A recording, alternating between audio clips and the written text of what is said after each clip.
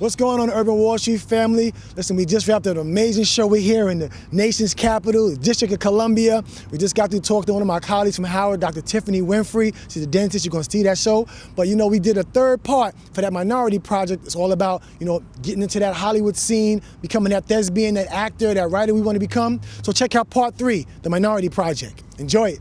You know, so just the idea that, like, when everything was said and done, I made as much money in 10 weeks as my mother made as a teacher in a year.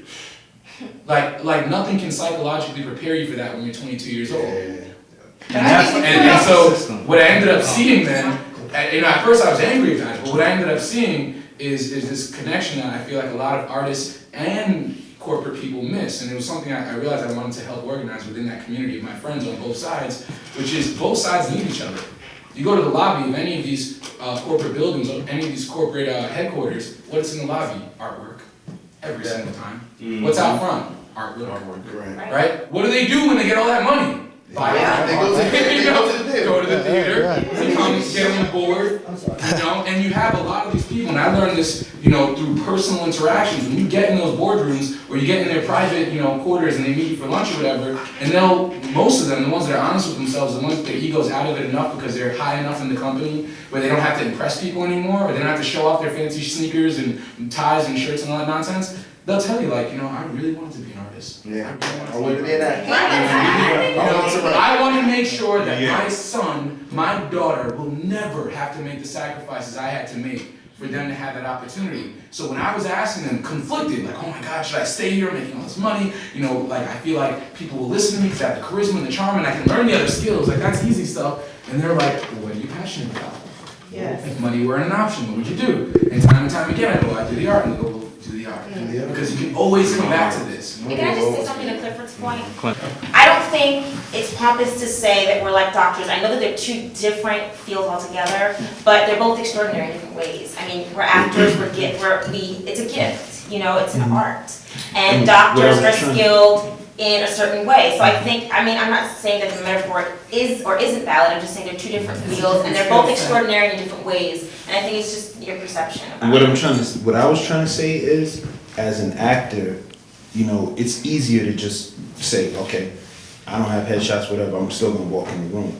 As a doctor, you can't do that. And what I'm saying is, I felt like us as actors, we have to take it as serious as if we were studying to be a doctor or a lawyer or to be a financial person on Wall Street somewhere. Because, you know, in college, you know, my girlfriend at the time, you know, now she worked for Goldman Sachs, and like they have to learn. Like they work extremely hard, 18-hour day, 20-hour days sometimes, you know, but they have to put in all of that effort. And then, you know, you get a kid on the street and he sees you in a commercial and he thinks, oh, yo, that's what I want to do. Yo, put me on, son, put me on. And I'm like, you know, the first thing I tell him is, yo, why don't you go get respect for acting, right? I always tell people that. First thing I tell them. And then, or even just tell them, yo, go get the backstage and I'll see him next week, and they don't have it. And they'll ask me again a month later, yo, son, why you ain't put me on? Yo, so, did you get that book for me? Nah, you know what, how do I get that? Where do I get? Maybe Barnes and Noble. I just feel like there's this thing where we see people that have, like, you know, they love a good story in Hollywood where somebody just kind of fell into it. You know, you walk down the street and they were like, that's the guy right there, you know, and they think that that's reality, but the reality of it should be, and I think that if we all take that on and say, like, yo, the reality is that you gotta study, you gotta know. No, I totally agree with you, but what I'm saying is that the difference is that whether Gary Sidibe is Super Bowl trained or not, she can walk into an audition, book the job, and do the job. I don't care how talented you are, you can't do open heart surgery. You can't walk in a room and just do open heart surgery. It just can't happen. I think, well, one is this, I think being able to execute a role very well is a great talent. I think being able to perform a successful heart surgery is a great skill. Exactly. So I think there's a difference. I think people confuse, think skill. Huh? Yeah, right. I was gonna say that. No. She's right. No. No. I'm not saying that skill necessarily circumvents talent, but talent does not necessarily render being skilled. Right. There's no River Phoenix doctors. There's no doctors who are River Phoenix. River It's not, I don't Phoenix, think it's a literal metaphor. but that's what I'm saying for me. It's not picking on the brother. It's a metaphor I've heard a lot. It's a metaphor, there's a metaphor that I've heard a lot in a lot of different circles from teachers. I'm from class. I've heard that metaphor in class, and I'm just kind of like, that doesn't quite make sense to me as a philosophy major. It doesn't hold water to me. It doesn't make sense. And it's something that you see a little bit in how we present, like with, you know, the work, you know, the craft. You look at a Kobe Bryant. I was about to say it's more like sports. Right? Yeah. He's talented. That guy is, you know, he was a guy, gave him the height, gave him the arm span, you know, got the natural innate talent, you know, whereby if someone showed him a few little mechanics in a sport like basketball, this guy could do things physically that most of us cannot do physically, innately. It's his talent. Right. Why is he MVP? Because he's like the most skilled basketball player in the history of the sport. If you step on the court with Kobe Bryant, he knows your pivot positions, he knows your reaction off the rebound, he knows how fast you're making up the court. He's watching your reels with a stopwatch. He knows your moves, he knows how you play. And there's a few reasons he has to know that now, not when he was 18. He's slower, his muscles can't do what he wants them to do. He can't kind of innately do the things that these 18-year-old guys can do, these 20-year-old guys can do. Michael Jordan, when he came back, the same thing. You know, and so while, you know... He's trying to play smart basketball. Right? Like, while the talent may have gotten him on, you know, while the talent may have gotten his door open to stay there, the number one thing that you see in the business or in any business that most of us, I feel like we ignore as artists, as creative professionals, is that a lot of us get so focused on that short-term gain. Right. We don't think about the long term. That's what we're talking Which is what you're saying. Over the long term, all of them have skill. Yes. All right, well, I just want to bring back what we were talking about before, as far as the image, of women and people of color on television and film. And this is what, you know, brought my wheels turning in my head when Clinton was mentioning that we're also forgetting that, you know, who controls this game. Okay. Image is a very powerful thing. And particularly the reason why I got into this industry, because, you know, I want to see people like me, everybody, you know, that look like me on stage and on film, to hear our stories. And I think what we're forgetting here is, if we look at the history of Black cinema, Oscar Micheaux was the first African-American man to have his own production company, made 20, 30-some films. A lot of people don't even know who it is. And then we fast forward to 2008, I believe, when Tyler Perry got his production studio. And everybody's, he's the first. No, he wasn't the first. Oscar Micheaux. And Oscar Micheaux, and it was 100 years.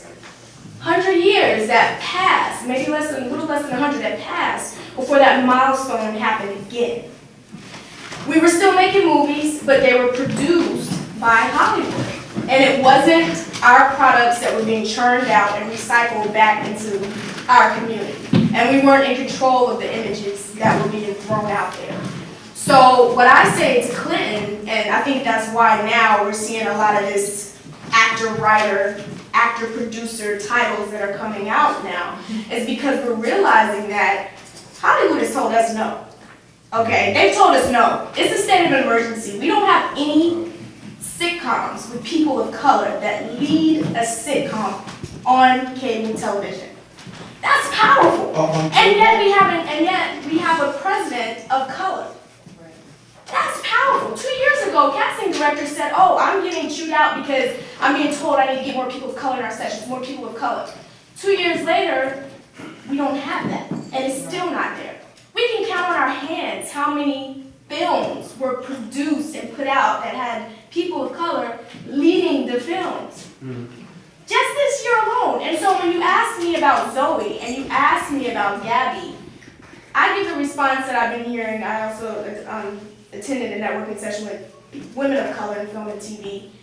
And the consensus that we had was their position doesn't faze me. Doesn't happen. Do you know why it doesn't faze me? Because it doesn't affect me.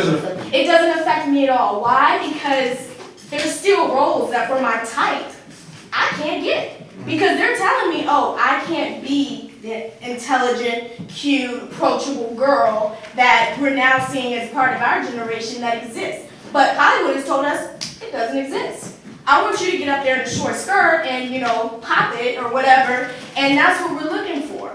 So I think that what we really should be talking about as far as the images and that sort of thing is taking back control of who we are. You know, people can have their opinions about Tyler Perry, and by no means, because every time we throw that name out there, people start having, you know, a debate about that. I don't want to be a debate about that.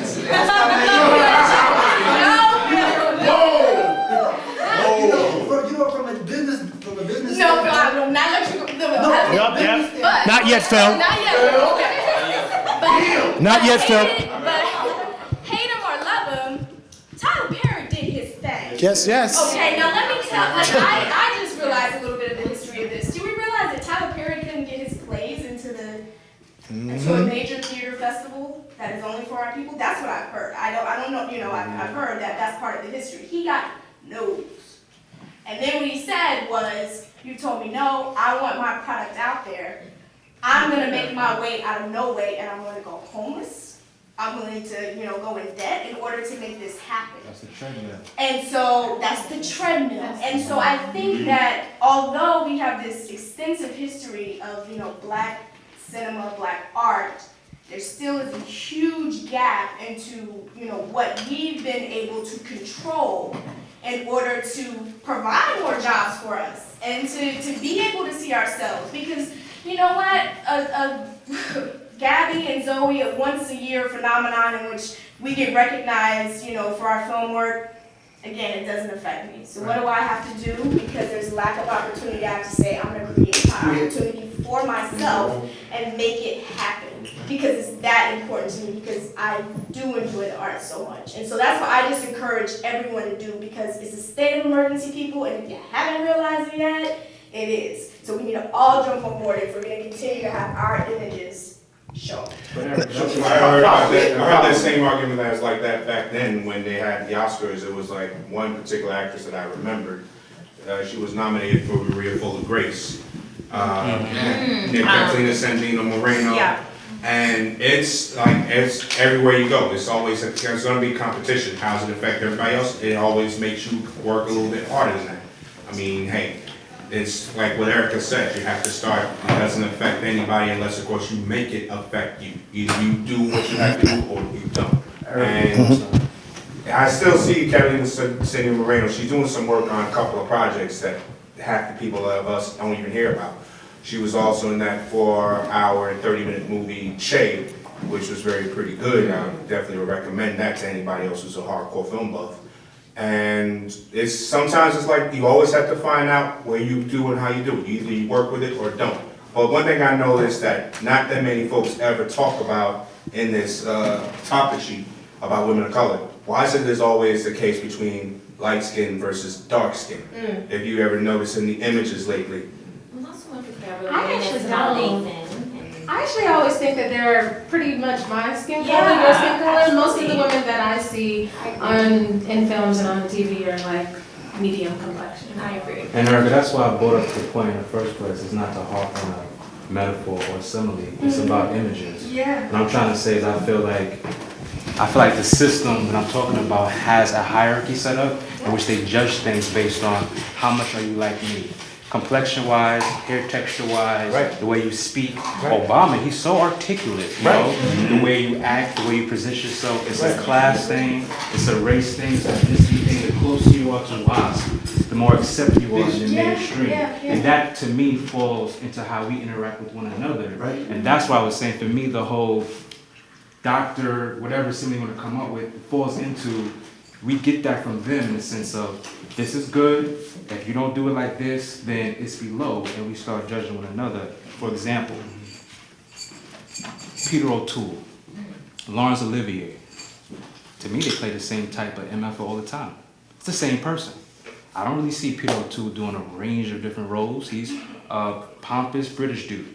Sometimes he's funny, sometimes he's romantic, but it's the same guy, but that's valued.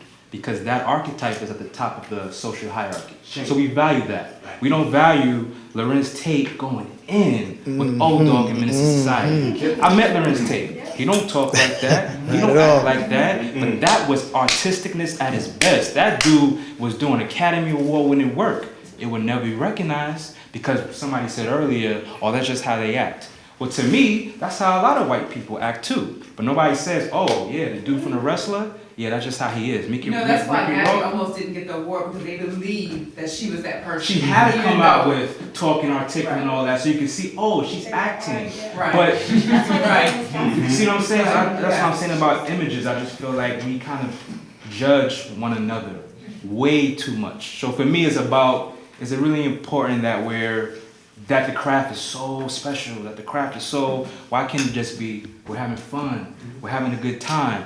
To me, Kobe Bryant's a musician, more than a doctor, he's a musician.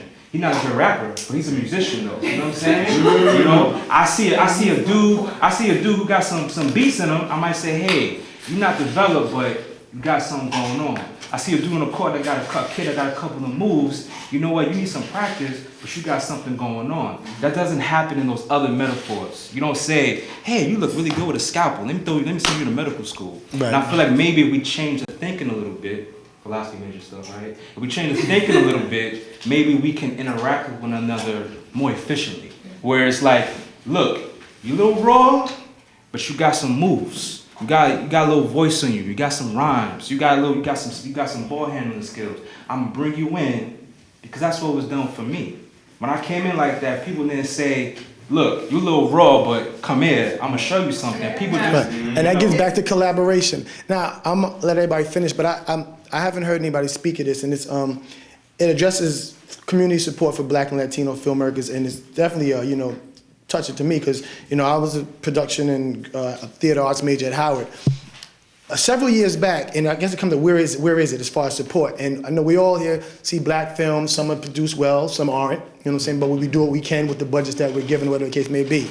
And I wonder how, because earlier we were talking about how two of the richest persons in the world, it was a different conversation, we said, here, two of the richest people in the world asking for help. And it just, was like, wow, it's amazing. Well, here you have Will Smith, extremely successful in Hollywood. Jada Pinkett, power couple, successful. And then for all intents and purposes, Dwayne Martin, successful sports agent, but he did his thing as well in Hollywood. Several years back, the three of them put their resources together, developed they called their first African American owned video distribution company, meaning some movies go straight to video and then get released. Well, they had pooled their resources, and they had this. The first movie that I believe came out of that unit was the seat warmer, something like that. The seat filler. That was the first. The seat filler. That was the first. Was it Kelly Rowland? Yes, Kelly Rowland, Dwayne Martin. That was the first video that came out of their African American owned DVD distribution company. So I'm wondering, I'm sure there's a lot of independent filmmakers, Black and Latino, and how is it here you have one of the most successful black actors in Hollywood who came up with this project to highlight and get black films out there, and Dwayne Martin said it on 106 & Park, listen, we're here, we'll do it. But if y'all don't go by and support it, then we won't be here. So how many people here are even familiar that they had that? Case in point. Case in point. But it's no longer, is it? I don't. It went straight to DVD. But no, I'm talking about the actual company. Like right now, if all of us got together and made a film with everybody, we turn this into a film, can we send that to Overbrook and it will come out on that particular straight to DVD, African American owned distribution company? I don't even know people familiar with that. You know what I'm saying? I heard them talking about it one time on 106 & Park. And never again. I saw that one film come out, then I think it was a second film. But nothing. I just wonder how these individuals with this magnitude. No, Overbrook. But I'm talking about the company. That wasn't, I'm just saying Overbrook, I thought that's Will Smith. But that particular union with them three, I don't know where that company stands or where their actual distribution is. I don't know if we as actors and African American filmmakers or what individuals that want to support Black and Latino films know that there's actually an entity that is specifically geared for our films. Spike Lee came to our college to speak, SUNY Purchase, and someone asked him that question about African American filmmakers and why doesn't Spike Lee and Denzel, why don't they come together and make this thing? And Spike is one of these guys that he has elevated his success and his deliverables, if you will, so high up in many ways that he doesn't even get put in this conversation when we talk about black filmmakers. He's kind of like the Jay-Z of this time, right? He kind of gets his own little echelon. And the truth is, he doesn't really enter into the Tyler Perry conversation. Yeah, he has. I mean, in terms of all my people out there, it's been an amazing segment. Actors, thespians, aspiring actors, producers. We heard a lot of serious topics, a lot of different commentary, a lot of different opinions, a lot of different good advice and feedback. But I'm with the brothers that made this happen. My man Phil and Steven, what's good, brothers? How'd you feel about today's event? I enjoyed this, and I thank you for asking me out. But how'd you feel about the turnout, brother? Man, it was just amazing. I think that it was a conversation that we talked about, and I think it was long overdue. Hopefully we can keep the dialogue going and keep events going like this. As long as we grow together, I think we'll be all right. But I think this type of dialogue has to happen on a continuous basis. Yeah, no doubt. I think it's all about basically the actor taking that power back, and these kind of open forums, discussions allow the actor to be the one in control, because we're so often the ones that are just kind of pushed around on being pawns on the playing board. So, if more actors, I hope, will get together and have these types of discussions on your own and kind of take some of your power back. Definitely. Well, I'm sure you enjoyed this. All my actors, aspiring young people, old people, take back your life, take back your future. It's about being in that art. It's about being in that craft. It's about respecting what you do, respecting others. I appreciate the opportunity. We're at the back door, right? It's a beautiful situation. New York City, Sunday afternoon, you can't be mad. A lot of talent in the room. Let's come together, like I always say. Not to mention, we have a book club. Okay, the book club. On hiatus. Definitely got to read. So yeah, you got to read. We got a book club that Steven is also head of, and it's just to keep this dialogue going. We have one book a month, and we meet up and discuss the book. And usually it covers what we do as actors. You can find us on Facebook. It's the aactNY Book Club. Okay. So like I always say in closing, be mindful, be prosperous, keep your head up, stay focused, stay committed, believe in yourself. Till next time, peace. Clinton Lowe, CLINTON, last name LOWE. You can Facebook me, and you can hit me at clintonlowe@hotmail.com. Jeresa Blunt, and that's JORESABLOUNT.